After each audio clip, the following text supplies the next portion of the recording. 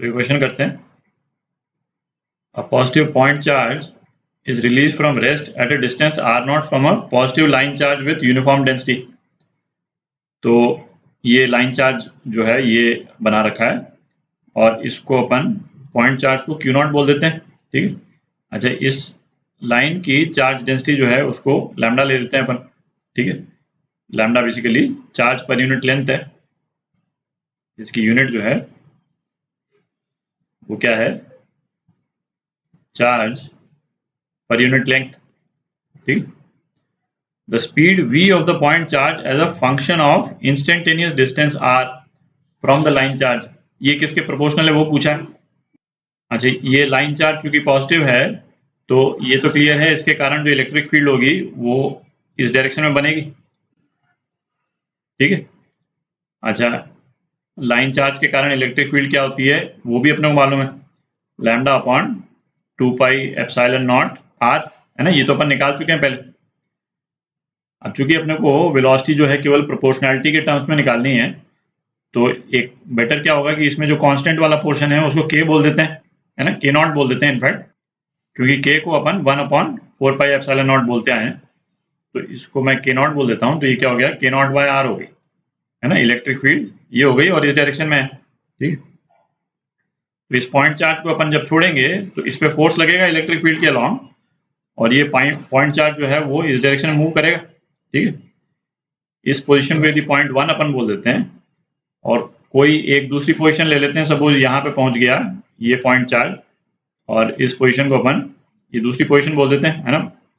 और ये डिस्टेंस क्या है, कोई जनरल डिस्टेंस, इसको r मान लेते हैं। तो इस r वाले पॉइंट पे जो वेलोसिटी होगी इस पॉइंट चार्ज की वो किसके प्रोपोर्शनल होगी वो निकालना अपने को।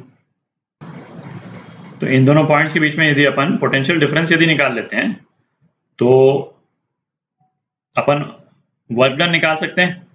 इलेक्ट्रिक फील्ड जो वर्क डन करेगी इस पॉइंट चार्ज पे वो कितना होता है, Q मतलब Q0 बेसिकली इनटू ये जो पोटेंशियल डिफरेंस जो अपन निकालेंगे। ठीक है। और ये वर्क डन जो है वो इस पार्टिकल को या इस चार्ज को वेलोसिटी देगा 12mv²। तो अपना, है ना, बेसिक इक्वेशन यही है, अपन डेल्टा वी निकाल लेते हैं। तो किसी भी दो पॉइंट के बीच में यदि अपने को पोटेंशियल डिफरेंस निकालना होता है तो वो क्या होता था, minus integral E dot D R. ठीक है। यहाँ आर के टर्म्स में लिखा है इसलिए डीएल नहीं लिखा, डी आर लिख लिया। तो अब इसको अपने को इंटीग्रेट करना है। पॉइंट 1 पे पोटेंशियल V1 और पॉइंट 2 पे पोटेंशियल V2, और इसको R0 से R तक इंटीग्रेट कर देते हैं। तो क्या आ जाएगा, minus K naught D R by R, है ना, R0 टू R।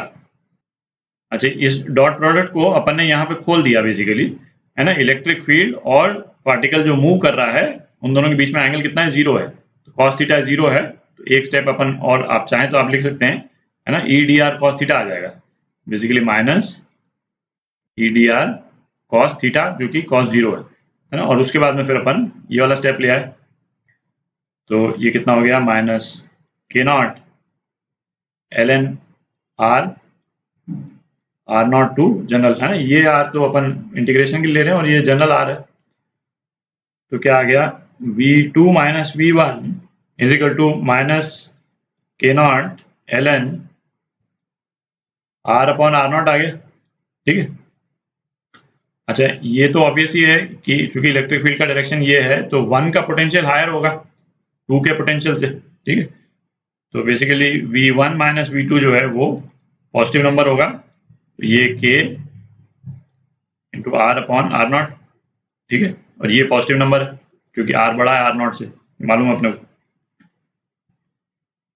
तो अब इस इक्वेशन में डाल देते हैं, थोड़ी जगह बना लेते हैं। तो अब इस इक्वेशन में, है ना, डेल्टा V की वैल्यू डाल रहे हैं अपन। तो Q0 K0 L N are bye R0, ये क्या हो गया, हाफ एम वी स्क्वायर। ठीक है। अच्छा, ये सारी जो टर्म्स हैं ये तो कांस्टेंट ही हैं, ये भी कांस्टेंट है और ये m/2 ये भी कांस्टेंट है। तो v किसके प्रोपोर्शनल आ गया, v प्रोपोर्शनल आ गया ln r बाय R0 का अंडर रूट, है ना, स्क्वायर रूट ले लेंगे दोनों तरफ तो ये आ जाएगा, ये 1/2। ठीक है, तो ये आपका आंसर, ये आपका डी पार्ट आंसर।